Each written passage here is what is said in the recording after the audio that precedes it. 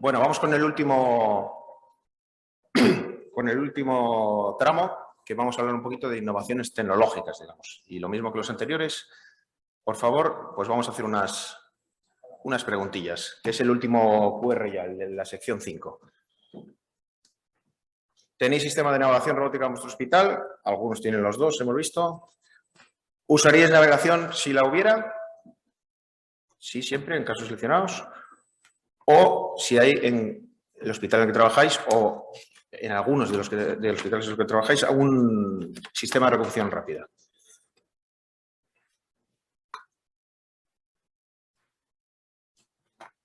O algo similar.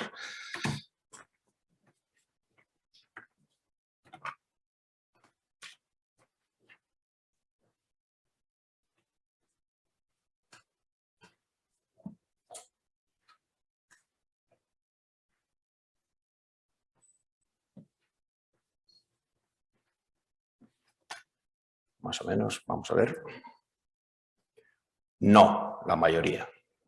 Sí, Fernando y alguien, vosotros tenéis y utilizáis más o menos. ¿Alguien tiene? Levante la mano, que es más fácil casi, o que lo use. Fernando en Zaragoza. Miguel, vosotros no, nada. En Valdecilla, nada. Vale, pues vamos a ver si después de esto alguien usa algo más. ¿Lo usaríais? Solo en casos seleccionados. Siempre el 12%. Esto, como cuando empezó Toledo Occidental, yo veo el problema de que cuando alguien lo quiere usar solamente en casos seleccionados, no tienen la pericia suficiente porque no lo usaron en los demás casos. Entonces, esto es una paradoja de la navegación, que es uno de los problemas. Que todos lo quisiéramos usar en casos complejos, pero claro, como no lo hemos usado en casos sencillos, no sabemos usarlo en casos complejos tampoco. Muy bien. ¿Y hay establecido un protocolo de recuperación? Pues solamente el 25% de los hospitales, digamos, que está establecido como tal un protocolo. En los grandes, ¿vosotros tenéis establecido algo para todas las patologías o cadera, rodilla? Para cadera. En Valdecilla, no, estamos trabajando en ello, nosotros también todos. Vale. Vosotros sí tenéis. En Cagoñes no tenéis como un programa como tal. Logroño, tampoco. ¿Y qué más si te queda? ¿Vosotros tenéis? En el hospital no. Tú sí, pero en el hospital no. Vosotros tampoco. Vale. Bueno, pues vamos a ver si después de esto también establecemos algo así. Entonces, las innovaciones tecnológicas en nuestro medio parece que van lentas, digamos, o que no van, o que hay que hacer. Pero bueno, un gurú del management industrial que es Roger Dor, dice que toda industria tiene 5 fases, ¿no? Que son: la primera, considerar cualquier industria como un arte para expertos en el tema.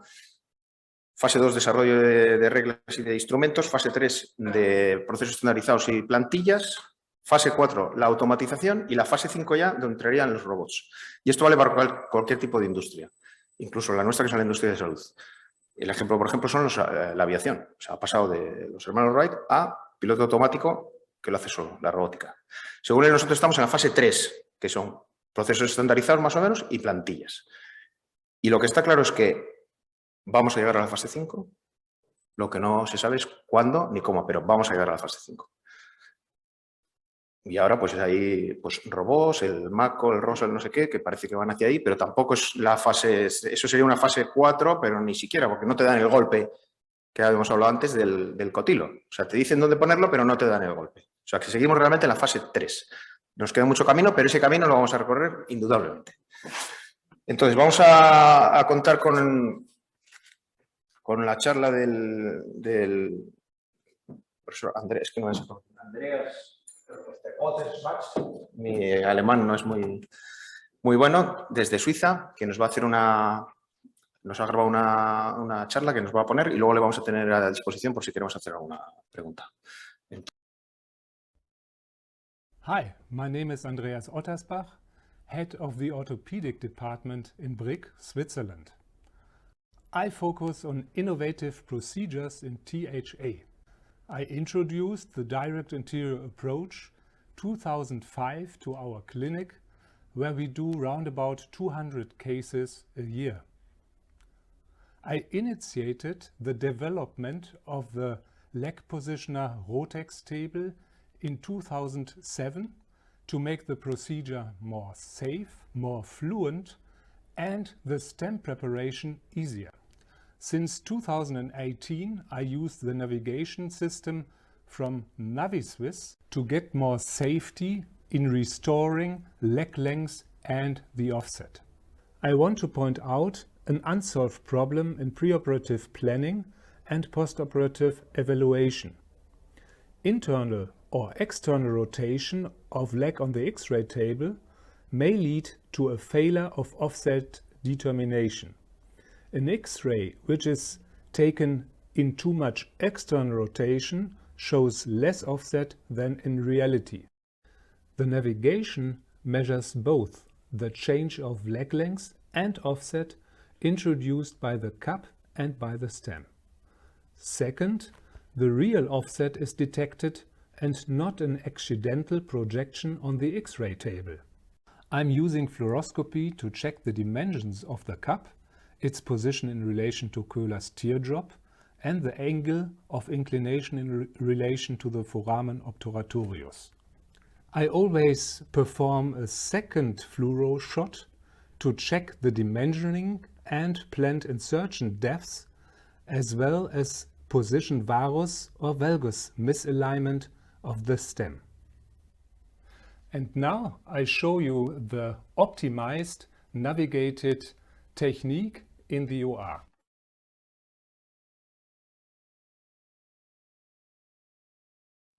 Get the navigation ready. First, we drape the navigation system sterile and do the connection with the box. Digital or template planning is essential. I attach the pelvis tack before skin incision. When attaching the pins from the lateral side, it is extremely important not to drill beyond the second cortical bone, which is why I use K wires without thread to feel the second cortical bone.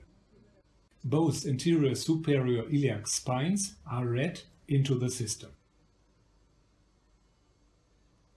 The skin incision is a proximal 9 cm long. Then follows the dissection down to the femoral neck, ligation of the circumflexor vessels, removal of ventral parts of the capsule, and placement of the fastening screw of the femur tag.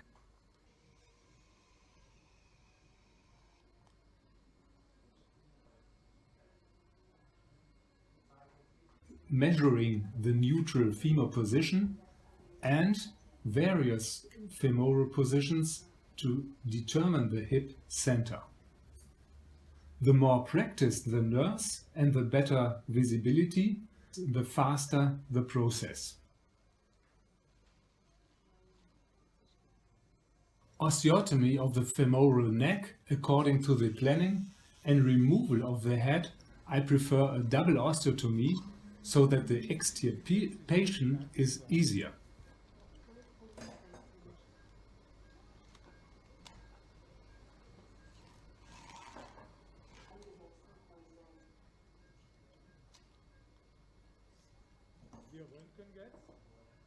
With a magnet tack on the impactor, inclination and anteversion in relation to the individual pelvic position can be displayed. The nurse informs me about the values on the display, and you can see that I move now the impactor in the right position.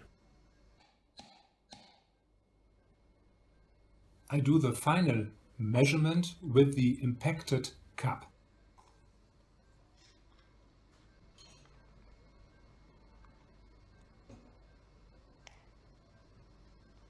Preparations of the femur are following. Before I steer the leg downwards with the electric foot pedal in maximum external rotation, I release the femoral capsule proximally and gradually expand the external rotation. I do it step by step. I feel the tension upcoming and I do another release if it is necessary.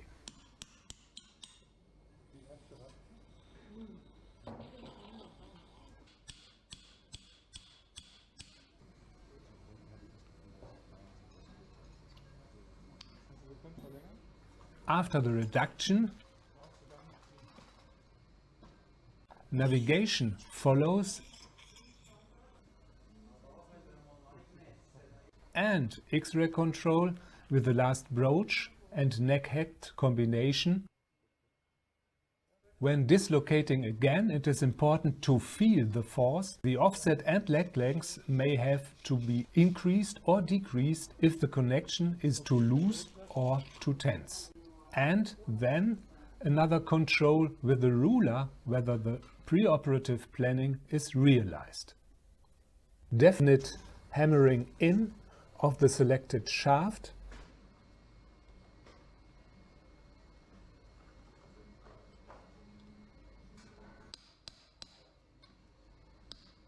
and the placement of the selected head. The final repositioning is then carried out. After this, we do the last navigation control and we remove the navigation pins and do the closure of the wound.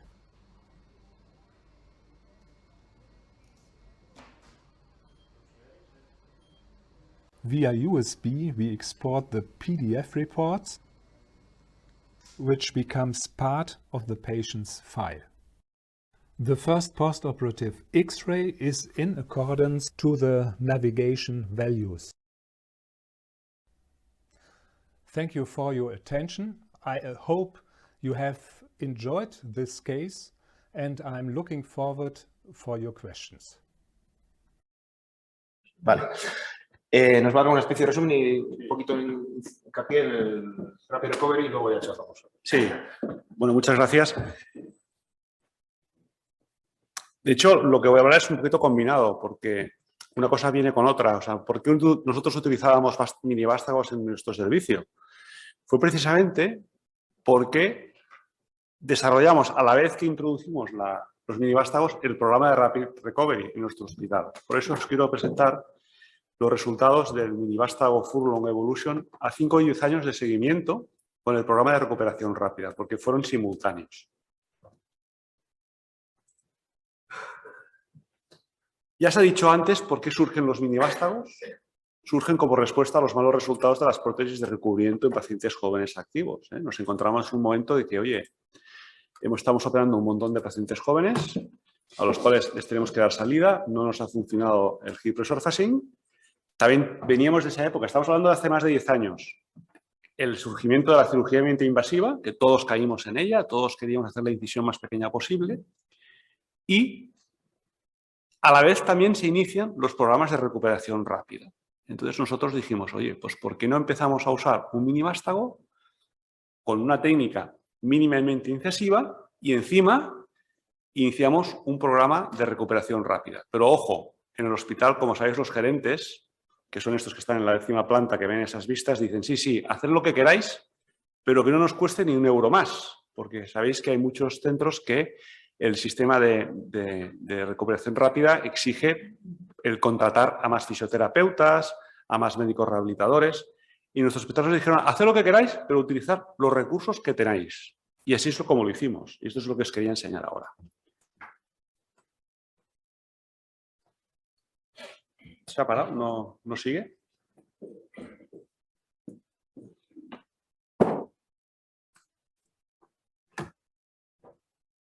Vale. Entonces, también existía en ese momento gran variabilidad de los modelos que teníamos a utilizar y el falta de estudios a largo plazo sobre este tipo de implantes. Por eso nosotros nos planteamos como objetivo del estudio hacer una valoración de los resultados clínicos radiológicos del vástago Furlong Evolution con un seguimiento entre 5 y 10 años, aplicándoles específicamente el programa de recuperación rápida. Y nuestra hipótesis es de que tenía una supervivencia, funcionalidad y complicaciones comparables con el vástago Furlong convencional, que es el que desde hace más de 25 años se usaba en nuestro servicio. Ya se ha hablado de lo que es todo el mundo conoce el Furlong Evolution, sería un ámbito en la clasificación 3, sería un vástago acortado, que ya nos ha explicado Óscar.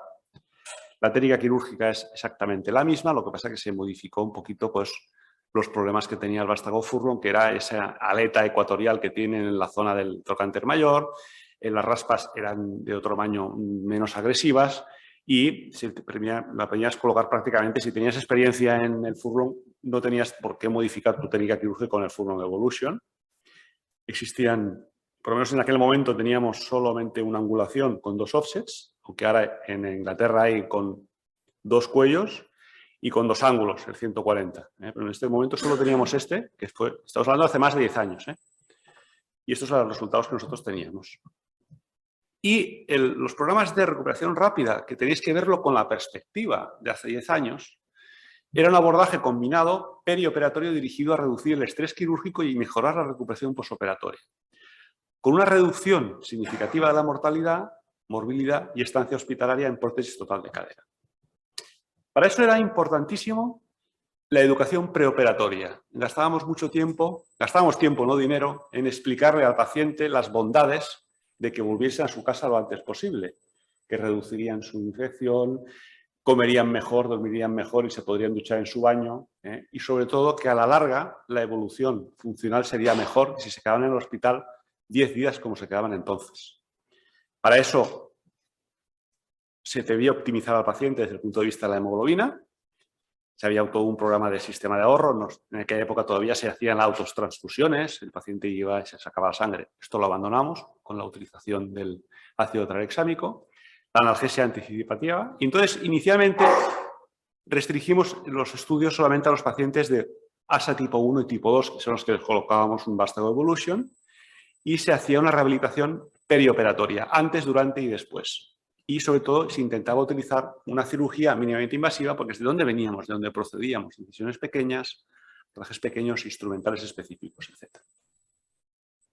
Y pretendíamos adaptar este fast track a nuestro entorno, conseguir un control del dolor postoperatorio, conseguir muy buenos niveles de satisfacción y optimizar los recursos, pero sin aumentarlo. Y esto era, quiero recalcarlo, porque en otros hospitales se contrató un monitor que controlaba todo lo que se hacía, había que comprar un sistema informático, había que contratar 2 o 3 fisioterapeutas. Claro, esto nosotros no podíamos hacerlo, debíamos hacerlo con lo que teníamos. Y pensábamos que igualmente la hipótesis es que íbamos a conseguir un resultado satisfactorio en la mayoría de pacientes con pocas complicaciones. Entonces, esto es lo más importante, es la visita preoperatoria que hacemos a nuestros pacientes y lo que se llama el empoderamiento. Es que tú convenzas al paciente de que realmente él debe participar de su proceso de recuperación. Los pacientes antiguamente, vengo al hospital a que me operen y aquí me lo hagan todo. No, aquí usted se vino, yo le voy a operar, pero usted se va a recuperar. Y si usted pone su intención en recuperarse, se va a recuperar antes. Porque va a estar menos tiempo en el hospital, se va a infectar menos y va a tener menos problemas. Por lo tanto, el médico debe ser un gran motivador. Debe explicar muy bien lo que le va a hacer. La enfermera también hace un estudio detallado de todo lo que es la cirugía, le va a explicar exactamente lo que va a hacer día a día. Y el fisioterapeuta también le va a hacer una visita previa a la cirugía. Ya le va a enseñar a andar con muletas antes de que llegue al hospital. Porque el paciente ya llega con la lección aprendida. Y luego, pues el administrativo, porque estos pacientes, la trampa también está es que ingresan el mismo día. Porque si no te contabilizan, si ingresan el día anterior, te contabilizan un día más. Y eso significa más dinero. Y desde el punto de vista protésico, pues hicimos un estudio observacional prospectivo, valorábamos todos los datos antropométricos, la estancia, los días, las complicaciones, utilizamos las escalas que veis ahí, el Berle, el WOMAC y el EVA, e hicimos un análisis estadístico STATA. La anestesia, ¿cómo lo hacemos? No se hace anestesia general, siempre es un bloqueo subaracnoideo asociado a un bloqueo sobre todo del plexo lumbar, que esto lo hacen probablemente por ecografía. La verdad es que disponemos de un equipo de anestesia muy motivado y el anestesista es nuestro amigo, no es nuestro enemigo cuando hacemos ese tipo de pacientes.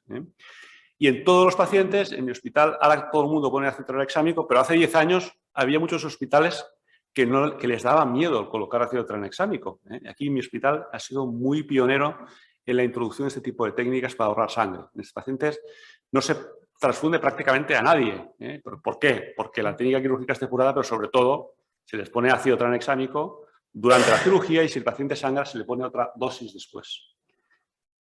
Y desde el punto de vista de rehabilitación, el primer día después de la operación se sienta al paciente, al segundo día ya se levanta el paciente y empieza a andar por la habitación y por la tarde va al gimnasio del hospital y al tercer día va igualmente al gimnasio del hospital y por la tarde se marcha. Con lo cual, este es el programa que nosotros tenemos. ¿Qué truco aplicábamos que nos funcionaba muy bien? Si operábamos dos pacientes en los cuales se les aplicaba este proceso, los poníamos en la misma habitación. Y ellos competían entre ellos mismos. Entonces, la competencia sana es muy buena para la recuperación de este tipo. Entonces se motivan, ¿no? Y el al lado ya se levanta, pues él también hace el esfuerzo de levantarse. Esto es la hoja quirúrgica que vemos que hace el anestesista. Veis que hace el bloqueo del plexo lumbar y la anestesia subaracnoidea. Estas son las gráficas. Las cirugías realmente son muy cortas y estos son un poquito los fármacos que ellos utilizan. Realmente, si existen tres aspectos diferenciales desde el punto de vista de anestesia. Uno, utilizan corticoides durante la cirugía, utilizan gabapentina también, y después utilizan oxicodona en el posoperatorio inmediato de este tipo de pacientes. De esta manera consiguen esta anestesia anticipativa. Aquí tenéis un poquito la medicación que se les da el primer día. Al principio teníamos problemas con la gabapentina porque algunos de los pacientes no la toleraban, porque la gabapentina a veces te puede dar algún tipo de mareo, diferente del que te da a veces el ketorolato. El ketorolato a veces te provoca vómitos. Pues la gabapentina a veces a dosis altas puede provocar algún malestar al paciente, pero es fundamental para modular este dolor. Y este es el tratamiento con el que se va el paciente al final, pues se va pues lo mismo con el ibuprofeno y el paracetamol. O sea que realmente la modificación del tratamiento solamente es intraoperatorio y perioperatorio. Se van a casa con la misma medicación que se van los pacientes que se van al octavo día, como se iban antes. Entonces, lo introducimos en 3 cirujanos expertos. En este caso, para evitar sesgos con el tipo de abordaje, dijimos, bueno, vamos a utilizar el abordaje que utilizamos la mayoría de veces, es el Hardinger modificado. Y teníamos todos los cirujanos que empezábamos a hablar de este tipo, que utilizábamos también un vástago nuevo, que era el Furlong Evolution, con experiencia previa con el Furlong, que en nuestros servicios de más de 25 años. Utilizamos veis que lo que veis a la izquierda no utilizamos nunca el Charlie de separación, utilizamos el Alexis.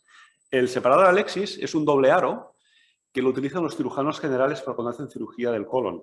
Es un aro que tú, una vez has hecho la incisión, has abierto la fascia lata, colocas el aro verde y luego le vas, sobre sí mismo, le vas replegando y esto te provoca un campo perfecto y el aislamiento de las partes blandas ya que está recubierto de plástico. Esto es fundamental para reducir el dolor. Los pacientes que habíamos operado de un lado y en otros lo decían, el que le habíamos puesto el separador de Charley, hablaban de muchísimo dolor postoperatorio. Por supuesto, no es solo este separador, pero toda la medicación que les dábamos. Pero este tipo de separador os lo aconsejo porque nosotros lo usamos sistemáticamente en cualquier cirugía de cadera, incluso en revisiones, porque hay diferentes tamaños. Nosotros utilizamos el separador Alexis de 9 milímetros. ¿Veis aquí? Aquí aún usábamos el Charley, como se ve en la diapositiva de la derecha, en la imagen de la derecha. Pero siempre ahora usamos el Alexis. ¿A qué pacientes no les podíamos meter en este tipo de programas y tampoco les colocábamos una Evolution? Pues las causas evidentes, los alcohólicos, los pacientes que toman drogas, los pacientes que tenían cáncer, los que tenían un fémur tipo DOR. Y inicialmente solo incluíamos a pacientes por debajo de 65 años.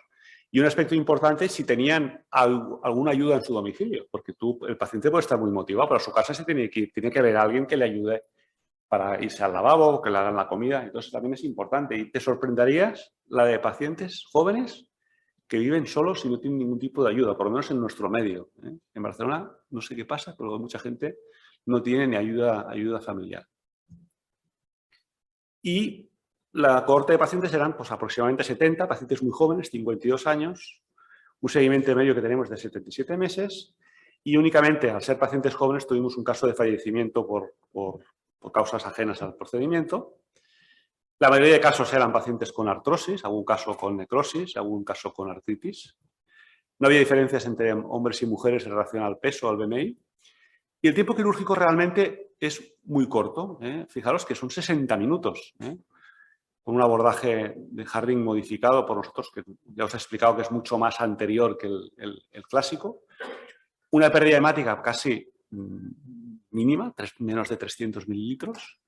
Y una estancia media conseguimos de 3,1 días. O sea que realmente, para empezar, no estaba mal. Ya que eran pacientes seleccionados, pero para empezar, en mi hospital estaban antes 8 o 10 días en esa época. Ya conseguimos pasar a 3 días. El cótilo que usamos en aquel momento, que ya no lo usamos, es el cótilo CF Plus cerámica. Lo que hablábamos de los pares de fricción, ¿no? Lo que decíamos, lo que nos creíamos que era la verdad absoluta hace 10 años, ahora ya prácticamente, yo no sé si vosotros hacéis lo mismo, yo cerámica ya prácticamente no uso. Y el vástago que utilizamos normalmente era el Evolution con el offset estándar en la mayoría de casos. Estos son datos del vástago. Y no viene además posición del cotilo, pues por supuesto, aquí no utilizábamos Naviswiss, pero en algún caso teníamos que nos quedaba vertical. Y una cosa que se ha preguntado antes, ¿teníamos posiciones en varo? Pues sí, teníamos posiciones en varo. Fijaros que tenemos posiciones hasta un 30% de nuestros pacientes. Estábamos en el inicio de la curva de aprendizaje. El Furlong Evolution nos quedaba en varo. Ya veréis que luego no ha influido para nada en los resultados, como ocurría en la Furlong convencional. Complicaciones, esto sí que es importante. 3 hematomas, no usamos nunca redón. 2 fracturas acetabulares intraoperatorias. Creemos que es causa del cótilo que usábamos, el CF Plus. Como sabéis, es un cótilo que es muy rígido y habíamos tenido, al cambiar de tipo de cótilo, hemos reducido drásticamente esta complicación.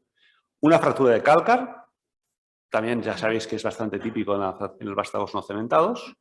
Y tuvimos un pseudoaneurisma, que el paciente se fue a su casa a los 3 días, pero volvió al cabo de unos días con una anemización y le hicimos un ecodoppler y descubrimos que tenía un pseudoaneurisma de la arteria femoral superficial que se embolizó. Y como complicaciones tardías tuvimos una luxación y 2 infecciones crónicas que se reintervinieron, que son los 2 únicos casos en los cuales ha fracasado el vástago. Y 6 casos de esolitis que al final, afortunadamente, con rehabilitación mejoraron. O sea, que vemos que no tenemos complicaciones propias del procedimiento, sino complicaciones propias, procedimiento me refiero con fast track, sino complicaciones de cualquier tipo de prótesis. Complicaciones intrahospitalarias no tuvimos más que estos 2 hematomas, pero tampoco son atribuibles al programa. Y bueno, tuvimos algún caso de relucencia, etcétera, etcétera. El squeaking, pues fijaros que lo teníamos en el 7% de nuestros casos, claro, eran cerámica. El squeaking, no sé qué opináis vosotros, pero el paciente lo vive mal, el squeaking. Y tú si lo oyes tú, también, porque muchos squeaking no lo oyes, lo siente el paciente, pero si tú oyes el cric, cric, cric ostras, te preocupa. Y tuvimos, por supuesto, algún caso de hundimiento del vástago. Y no hubo ningún problema con dismetrías. Y el resultado funcional, y esto es importante, fijaros que mejora de una forma significativa tanto las escalas de Merle-Postel-Daubigné como LEVA. Y en 11 casos sí que tuvimos algún caso de dolor trocantérico que desapareció al año, que lo atribuimos a la vía de abordaje. Y no tuvimos ningún caso de dolor de muslo. Y esto es muy importante. Vemos que el 90 y pico % de los casos están o muy satisfechos o satisfechos. El único que no estaba satisfecho es el que se infectó, porque el otro que se infectó le volvimos a colocar una Evolution y sigue estando contento. Por lo tanto, obtuvimos que el grado de satisfacción dependía del dolor que tenían los pacientes, el valor final de la escala funcional, las ayudas de la marcha, si tenían cojera o no, y las complicaciones tardías. Como no hemos tenido prácticamente complicaciones tardías, nuestros pacientes todos vuelven a una función muy buena, pues realmente el resultado de la satisfacción era importante. Por lo tanto, aquí tenemos dos casos en los cuales no se les pudo hacer el tratamiento completo porque tuvieron cefaleas y mareos, que lo tuvimos a causas farmacológicas, probablemente la gabapentina, y 2 casos que tuvieron hematomas y el caso de la fractura acetabular, que nos hicieron prolongar la estancia de este tipo de pacientes. Y conseguimos una reducción del coste de día de ingreso de una forma significativa. Fijaros, calculamos que esto fue muy difícil, porque en el hospital los administradores saben muy bien lo que se gasta, pero es muy difícil atribuir lo que es el gasto a un día de hospitalización. Al final calculamos que un día de hospitalización son 350 euros, según el tamaño del hospital y el número de personal. Es el ratio, número de camas, número de personal que trabaja en el hospital. Y bueno, pues conseguimos de una forma significativa reducir el coste de nuestros pacientes y obtuvimos una supervivencia muy buena, 97%, porque se infectaron en los 2 casos, pero si no tenemos ninguna infección, el 100% de la supervivencia del vástago. Ya lo hemos dicho antes, hay trabajos que hablan que la Furlong clásica tiene 100% de supervivencia a 25 años Incluso en pacientes jóvenes ocurre lo mismo. Las furlongs en pacientes normales, en pacientes menos de 50 años, también tienen una supervivencia muy, muy buena. Por lo cual pensamos que la evolution también puede ir por ese mismo camino. Nos falta todavía llegar a un estudio de 25 años. Y si nos vamos a las alineaciones en varos, si vemos un trabajo publicado por un grupo español, el grupo del Hospital de San Pablo de Barcelona, vemos que hasta las alineaciones en varo, hasta el 25% de los casos de la furlong convencional acababan con un varo, pero con ninguna repercusión respecto a la supervivencia. Lo mismo nos ocurre con el vástago evolution. Y un estudio que hicimos recientemente con el grupo de evolución, programado por MBA, pues vimos que en los estudios de elementos finitos, la furlong convencional con respecto a la furlong de evolución funciona en la transmisión de cargas exactamente igual, con lo cual el acortar el tamaño del vástago es una buena idea, sin ninguna repercusión funcional, y que las migraciones que se obtienen siempre son menores a 3 milímetros.